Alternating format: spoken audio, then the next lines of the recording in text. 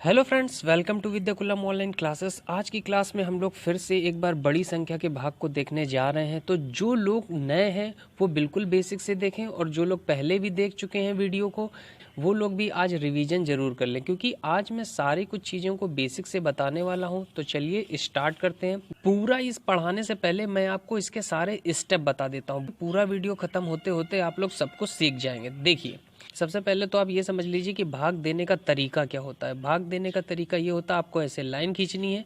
यहाँ पर जो लिखा होता है उसे भाजक बोलते हैं, इंग्लिश में से बोलते हैं डिवीजन। जो यहाँ पर होता है इसे भाज्य बोलते हैं, इंग्लिश में बोलते हैं डिविडेंड। और जो यहाँ पर आता है इसे बोलते हैं भागफल, इंग्लिश में बोलते हैं कोशेंट। और जो यहाँ बचता है उसे बोलते हैं शेषफल, अंग्रेजी में बोलते हैं रिमाइंडर। तो जिस संख्या से भाग दिया जाता है उसे यहाँ लिखते हैं, और जिस संख्या में भाग देते हैं उसको यहाँ लिखते हैं।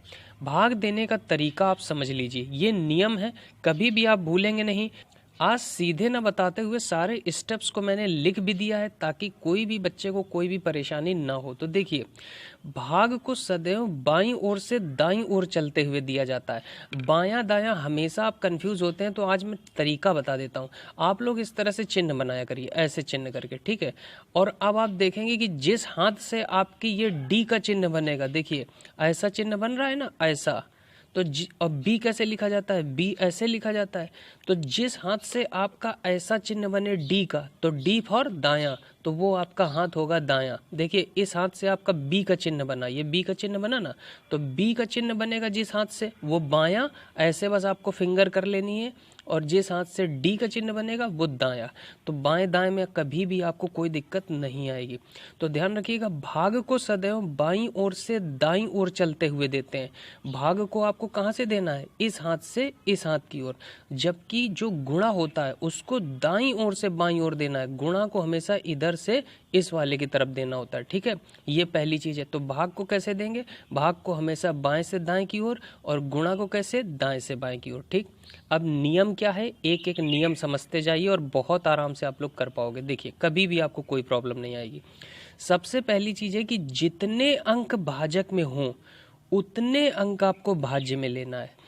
अगर संख्या छोटी पड़ रही है तब जाके आपको एक अंक और बढ़ा लेना है, ठीक है, अगर भाग ना जाए। पहला स्टेप क्या है कि जितने अंक भाजक में हो उतने अंक भाज्य में लेना है। तो यहाँ भाजक में देखिए कितने अंक हैं, 1 2 3 4, 4 अंक है ना। तो भाज्य में भी आपको कितने अंक लेने हैं, 4 अंक लेने हैं, ठीक है। पहला स्टेप ये हो गया। दूसरा स्टेप कह रहा है कि भाजक में जिस अंक का पहाड़ा आता है उसको रखें और बाकी सबको छुपा लें। और अब क्या करना है, जितने अंकों को छुपाया है उतने ही अंक भाज्य के भी दाएं से बाएं आते हुए छुपा ले। इस लाइन का मतलब समझिए। देखिए, कह रहा है कि भाजक में जिस भी अंक का पहाड़ा आता है, हम लोगों को भाग कहाँ से कहाँ की ओर देना होता है। भाग हमेशा हम लोग चलते हैं बाएं से दाएं चलते हुए, बाएं से दाएं चलते हुए। तो अब देखिए, बाएं से दाएं चलते हुए आपको पहला अंक ये मिला, तो किसका पहाड़ा आता है आपको। आप कहेंगे सर हमको केवल 3 का पहाड़ा आता है। किसका आता है, 3 का पहाड़ा आता है। तो हमने कहा जिसका पहाड़ा आता है आप केवल उसको रखिए और बाकी सबको छुपा लीजिए। तो देखिए, आपने यहाँ से कितने अंक छुपाए, 1 2 3, ये 3 अंक आपने ऐसे छुपा लिए, छुपा लीजिए। देखिए इनको, तो करना क्या है, जितने अंक आपने यहाँ से छुपाए उतने अंक यहाँ से भी आपको छुपा लेने हैं। तो आप यहाँ से भी 3 अंक छुपा लीजिए। अब क्या करना है, अब आप 3 का पहाड़ा पढ़िए कि 4 से ज़्यादा ना जाए। तो कितनी बार गया, 3 एक कम 3, 2 बार में देखिए ज़्यादा हो जाता है, 3 दूना 6। कितनी बार गया, एक बार गया ना। तो जितनी बार जाए उसको आपको यहाँ लिख देना है। देखिए, जितनी बार भाग जाता है उसे भागफल में लिखें, तथा भागफल में लिखी संख्या का पूरे भाजक के साथ गुणा करके भाज्य संख्या के नीचे लिखें। तो करना क्या है, जितनी बार भाग गया है उसका पूरे का गुणा हमको इस भाजक की संख्या में करना है और उसको इस भाज्य के नीचे लिखना है। तो देखिए, गुणा कैसे करते हैं, 34 56 गुणा 1, यही तो करेंगे। और गुणा हमेशा इधर से इधर की ओर चलते हुए करते हैं। तो जब देखिए गुणा करेंगे तो 1 का गुणा 6 में करेंगे, 1 छक्का 6, उसी के नीचे लिखना है, अंक के नीचे अंक। 1 5 5, और इधर से इधर की ओर चलते हुए ही लिखेंगे, 1 चौको 4 और 1 तिका 3। और फिर करना क्या है, फिर आपको सिंपल सा घटा लेना है। तो घटाएंगे, देखिए 6 में 6 जाएगा, 0 बचेगा। जीरो में क्या 5 घटेगा? नहीं, तो इससे हासिल लेंगे, इसके पास हो जाएगा 10, 10 में 5 जाएगा, कितना बचेगा? 5 बचेगा। यहाँ बचा फिर 4, 4 में 4 जाएगा, 0 बचेगा, और 4 में 3 घटेगा, कितना बचेगा? 1 बचेगा। ये बात समझ में आ गई। अब क्या करते हैं, लास्ट चरण है, 5वां चरण। कह रहा है आगे बढ़ें और भाज्य संख्या का अगला अंक उतारें। भाज्य संख्या का अगला अंक उतारें, तो देखिए आगे हम बढ़ेंगे और आगे हमको अगला अंक कौन सा मिलेगा? 6। तो हम 6 से कहेंगे भाई नीचे आइए, अगला अंक उतार लेंगे। और जैसे ही अगला अंक उतारेंगे तो क्या कह रहा है फिर? कह रहा है पुनः भाजक से प्राप्त संख्या में उसी प्रकार भाग देना है जैसे हमने पहले भाग दिया था। तो देखिए पहले हमने क्या किया था कि यहाँ के 3 अंक छुपाए थे, तो सिंपल सब यहाँ पर भी वही काम करना है, यहाँ के भी 3 अंक छुपाना है। तो देखिए 1 2 3 हमने 3 अंक छुपाए।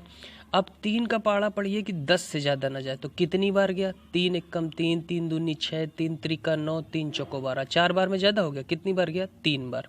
तो जितनी बार जाता है उसको यहाँ लिखते हैं और फिर क्या करते हैं हम लोग? फिर सिंपल सा गुणा कर ले, 3456 गुणा 3 कर देंगे। देखिए तिछंग 18, 3 पचे 15 और 1 16, 3 चौको 12 और 1 13 और 3 त्रिका 9 और 1 10। तो कितना आ गया? 10,368। तो उसको हम यहाँ लिखेंगे और फिर हम लोग क्या करेंगे? घटा लेंगे। तो जैसे देखिए घटाएंगे, 6 में 8 घटेगा नहीं, हासिल लेंगे तो 16 हो जाएगा। 16 में 8 घटेगा, कितना बचेगा? 8। फिर यहाँ कितना बचा? 9, 9 में 6 जाएगा, 3 बचेगा। फिर यहाँ 4 बचा, 4 में 3 जाएगा, 1 बचेगा। और यहाँ घटाएंगे, कुछ नहीं बचेगा। आगे बढ़ेंगे, आगे फिर वही काम करेंगे, अगला अंक उतारेंगे। तो अगला अंक है हमारे पास 2, 2 को देखिए नीचे उतारेंगे। ठीक है, अब देखिए स्टेप क्या है। स्टेप कह रहा है कि अगर भाग ना जाए, उतारने के बाद भी भाग ना जाए, तो पहले भागफल में एक 0 बढ़ा लें और फिर अगला अंक उतारें। हमने ये अंक उतारा तो क्या भाग जाएगा? देखिए ये संख्या 3456 लिखी है, ये 1382 लिखी है, तो भाग तो जाएगा नहीं क्योंकि ये संख्या छोटी है। तो क्या अगला अंक उतार लेंगे? नहीं। हमने क्या स्टेप पढ़ा है? हमने पढ़ा है हम अगला अंक तभी उतारेंगे जब पहले एक हम यहाँ भागफल में 0 बढ़ा लेंगे, फिर हम अगला अंक उतारेंगे। अब हम अगला अंक उतारेंगे तो यहाँ पर हमने उतार लिया 4। ठीक है, तो अब फिर वही काम, यहाँ के कितने अंक छुपा लें? 3। क्यों? क्योंकि हमको तो 3 का पहाड़ा केवल आता है। तो यहाँ के भी आपको कितने अंक छुपा लेने हैं? 3। अब आप 3 का पहाड़ा पढ़िए कि 13 से ज़्यादा ना जाए, तो कितनी बार जाएगा? 3 चौको 12, 3 पचे 15, 5 बार में देखिए ज़्यादा हो गया ना, तो कितनी बार गया? 4 बार। तो जितनी बार जाता है उसको हम कहाँ लिखते हैं? यहाँ लिखते हैं। और फिर सिंपल सा इसमें पूरा में गुणा कर लेते हैं। तो देखिए 3456 था और हम लोग क्या करेंगे? सीधे से गुणा कर लेंगे 4 का। तो जब गुणा करेंगे तो देखिए 4 छंग 24, 4 पंचे 20, 2 22, 4 चौको 16, 2 18, 4 तिया 12 और 1 13। तो कितना आ गया? 4 बार में पूरा आ गया 13,824। ये आ गया, इसको यहाँ लिख देंगे और घटाएंगे। देखिए घटाएंगे तो 4 में 4 जाएगा, कुछ नहीं बचेगा। 2 में 2 जाएगा, कुछ नहीं। 8 में 8 जाएगा, कुछ नहीं। तो यहाँ पर कुछ नहीं बचेगा। तो जब कुछ नहीं का मतलब क्या होता है? 0। तो भागफल आपका कितना आ गया? 1304। तो इस तरह से पूरा प्रोसीजर है ये भाग देने का। इन सारे स्टेप्स को मैंने लिख दिया है कि कभी भी आप लोग अगर भूल जाते हैं तो ये सारे स्टेप्स आपकी मदद करेंगे समझने में। अगर और डिटेल में आप भाग को, डिवीज़न को देखना चाहते हैं तो पूरी प्लेलिस्ट बनी हुई है डिवीज़न की, आप वहां पर जाकर के भाग को स्टेप बाय स्टेप देख सकते हैं। तो चलिए मिलते हैं नेक्स्ट वीडियो में किसी नए और कॉन्सेप्ट को लेकर के। Okay, thanks for watching guys.